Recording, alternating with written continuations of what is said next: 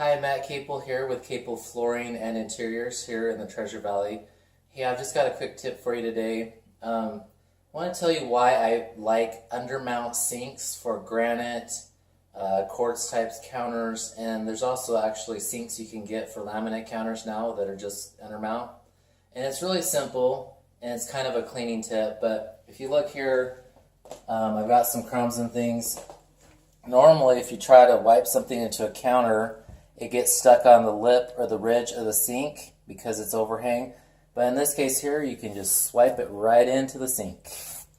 And it doesn't get stuck, caught, any of that annoying stuff. And so it's not that much more money to get an undermount sink, and it's totally worth it, and it makes cleaning so much easier. So if you have any questions, please comment below, and I'll be sure to respond to anything you have. Thanks so much.